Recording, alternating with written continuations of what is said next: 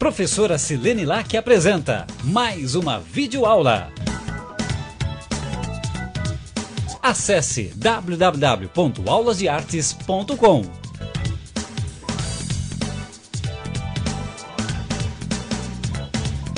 O oferecimento de Webminho, agora no Brasil. Crie o seu site em 5 minutos. Acesse já www.webminho.com.br.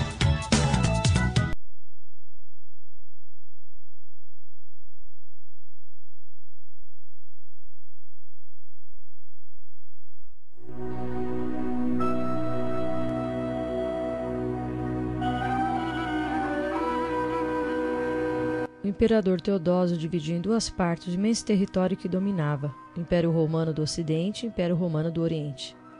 O Império Romano do Ocidente, que ficou com a capital de Roma, sofreu sucessivas ondas de invasões bárbaras até cair completamente em poder dos invasores, no ano de 476, data que marca o fim da Idade Antiga e o início da Idade Média.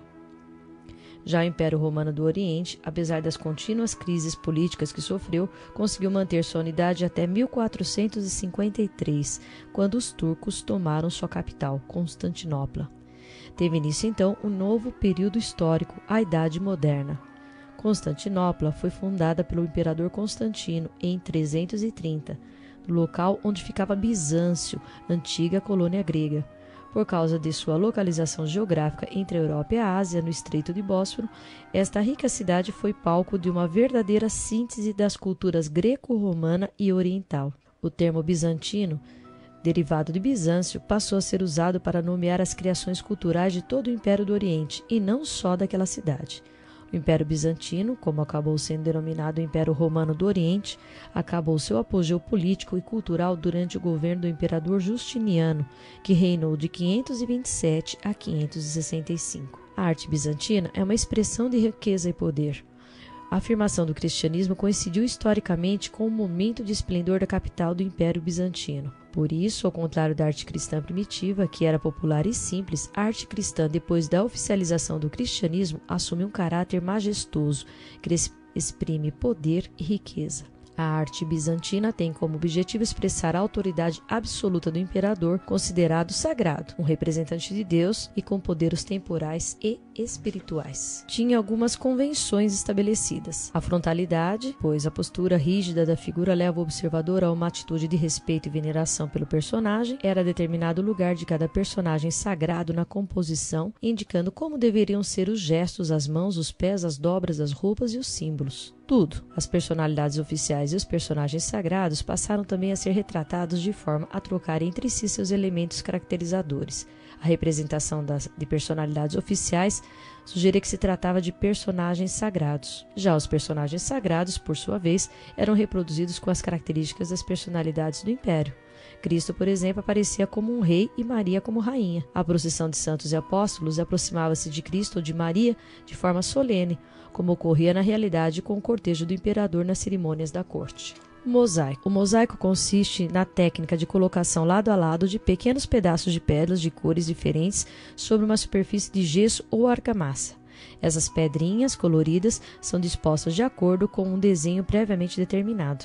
A seguir, a superfície recebe uma solução de cal, areia e óleo que preenche os espaços vazios. Os gregos usavam os mosaicos principalmente nos pisos, já os romanos utilizavam na decoração, demonstrando grande habilidade na composição de figuras e no uso da cor.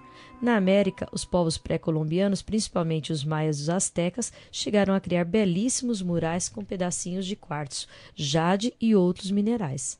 Mas foram os bizantinos que o mosaico atingiu a mais perfeita realização. As figuras rígidas e a pompa da arte de Bizâncio fizeram do mosaico a forma de expressão artística preferida pelo Império Romano do Oriente. Assim, as paredes e as abóbadas das igrejas, recobertas de mosaico de cores intensas e de materiais que refletem a luz em reflexos dourados, conferem uma suntuosidade ao interior dos templos que nenhuma época conseguiu reproduzir. Temos também na escultura o exemplo da igreja sob o governo de Justiniano, que apresenta as marcas mais significativas da arquitetura bizantina, o equilíbrio de uma grande cúpula sobre uma planta quadrada. Os ícones bizantinos. Ao pintar os ícones usando a técnica da têmpera ou da encáustica, Os artistas recorriam a alguns recursos para realçar os efeitos de luxo e riqueza. Revestiam a superfície da madeira ou da placa de metal com uma camada dourada, sobre a qual pintavam a imagem. Para fazer as dobras das vestimentas, as rendas e os bordados, retiravam com estilete a película de tinta da pintura. Assim, essas áreas adquiriam a cor de ouro no fundo.